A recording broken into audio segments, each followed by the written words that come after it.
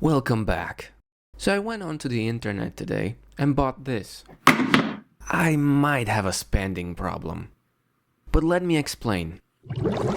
As always, I was sailing the seas of the web, and amongst the random Intel Core processors and AMD Ryzens was a listing of a treasure like any other.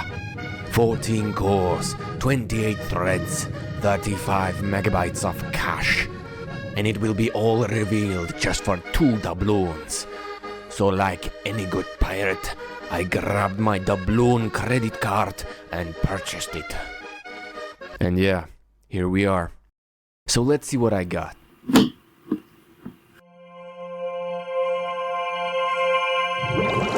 So, what washed up was an Intel Xeon E5 2680 V4.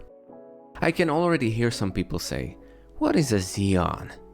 Well, it's a line of processors designed for workstations or servers.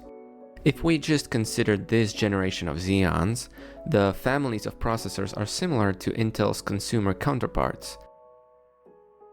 The E3 1200 series is the lowest end of Xeons, usually found in office computers or lower-end workstations. Now, even though they are the lowest hanging fruit of the whole lineup, some of the processors can still pack a punch. Starting at 1230 and higher, you get the same core and thread count as an i7 counterpart from this era. But unlike the i7s, some of the processors are at e-waste level of pricing, making them a great substitution for the real deal, if your motherboard supports them, that is. Stepping up to the E5s, this is where it gets interesting. We start at the 1600 series, which are sort of like a hybrid between the E3s and the higher core count of the 2000s, suitable for higher-end workstations or low-cost servers. The lower end of the 1600 series is still similar to the consumer processors, 4 cores and 4 or 8 threads, but then you can get 6 or even 8 core processors, with surprisingly high clocks for the time. These are great for gaming, high core counts and decent clocks, but unlike their lower-end brothers, these are harder to come by for normal prices because they are still very sought after. One of the reasons is that the 3rd gen versions are overclockable, making them a great option for anyone who wants to tinker with them. Finally, this is where we get off, the 2000 series, suitable for very high-end workstations or proper servers. While not the best core clocks, they boast with their high core counts, overcoming anything you throw at them. Just like our Xeon over here.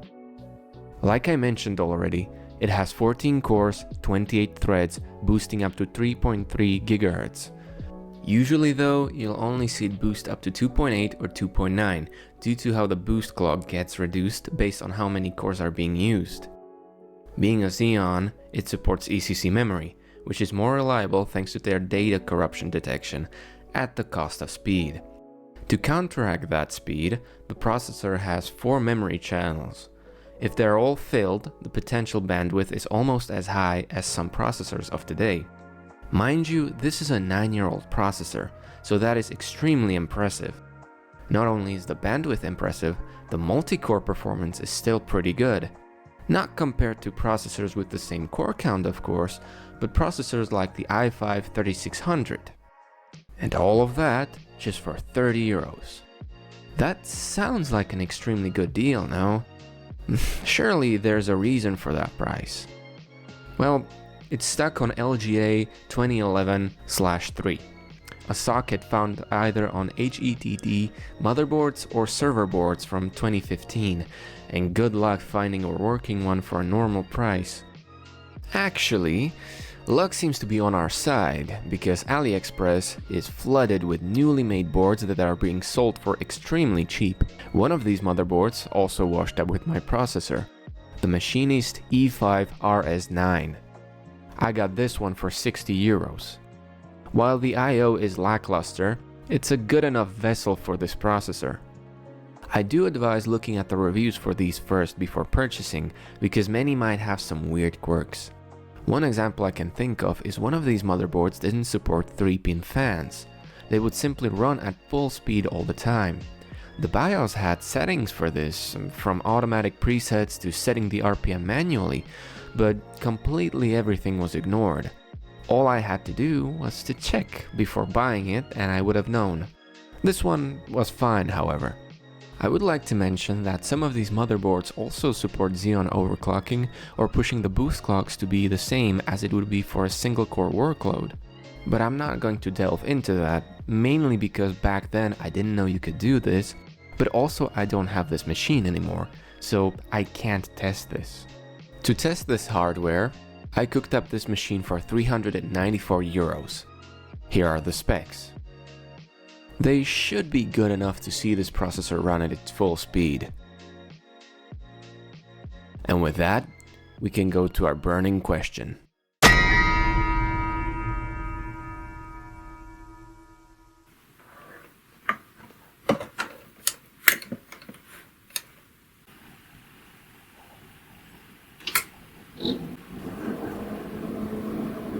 That was kind of a bait, because for a moment we're going to push games aside.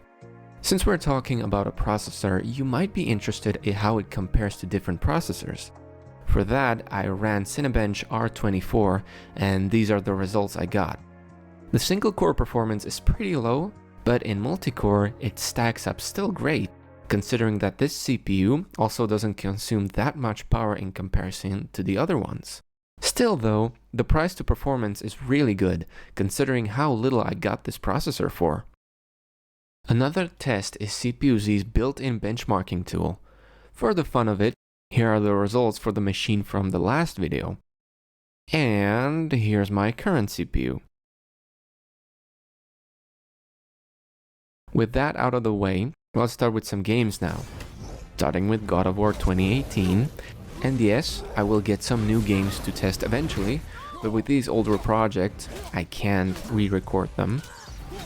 But we're starting off pretty strong.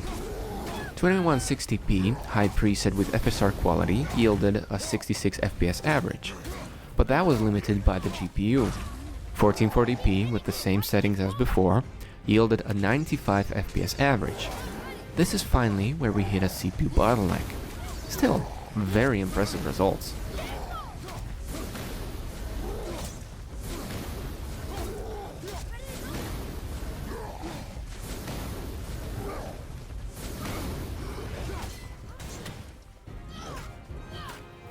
Something more modern is the Silent Hill 2 remake.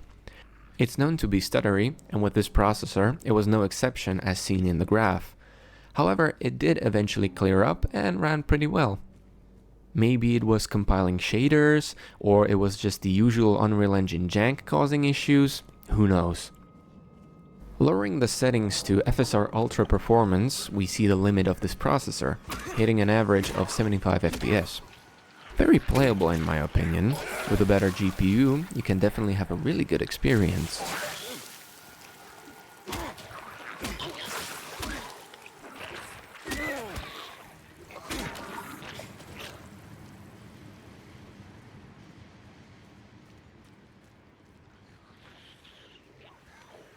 Apex Legends ran very well at 1080p maxed out.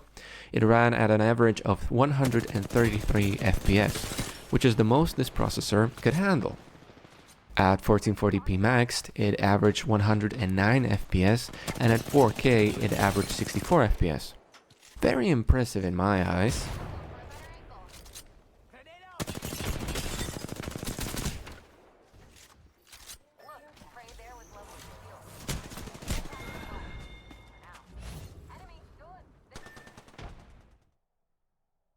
Forza Horizon 5, at its peak, ran buttery smooth at 138 FPS.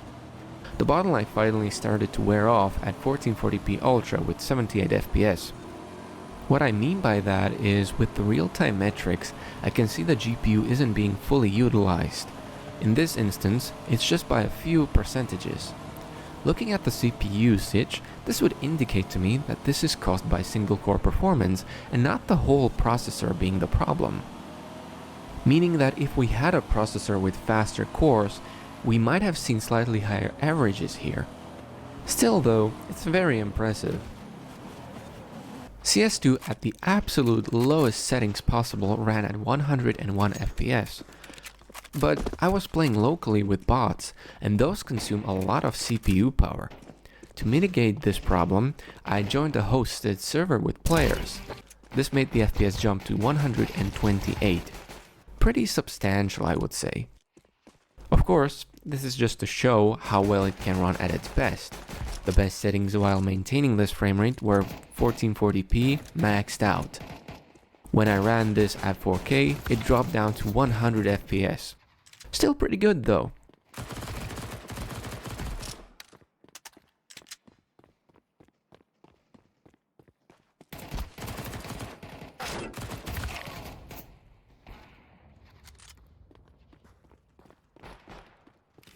Now at this point, I noticed that the temperatures of the GPU were pretty high, especially after very long gaming sessions. And while these GPUs can be pretty hot sometimes, with such a massive cooler on this one, it was pretty sus to me. So I opened it up and the paste was completely dried out. After changing it out, would you look at that? Weird, huh? Don't worry though, the main results that we're after weren't affected by this. Just the GPU is happier now. Getting back on track, I tested GTA 5, the Legacy Edition. The best I got was an average of 71 FPS. In gunfights or just idling around, the FPS was higher, but as soon as you would start driving or flying around the world, the CPU would start bottlenecking more and more, and you would be happy if you would see even 60 FPS. Clearly, it doesn't really utilize the huge amount of cores we have at our disposal.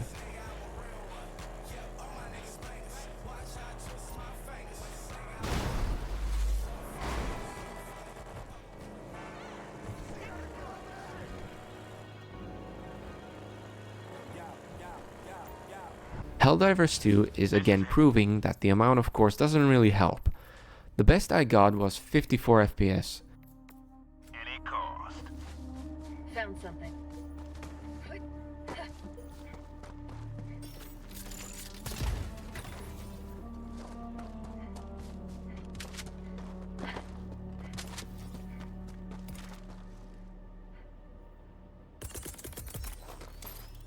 Deploying support weapon.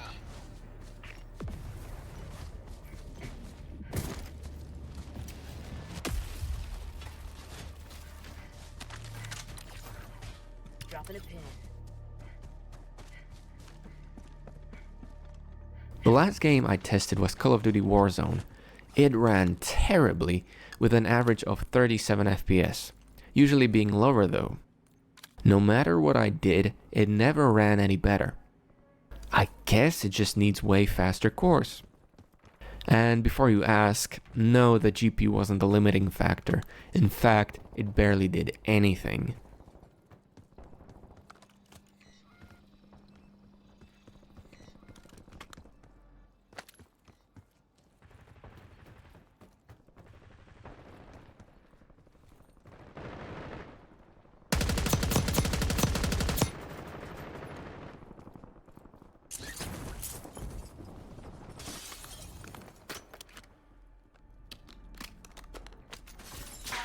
So, is it worth it?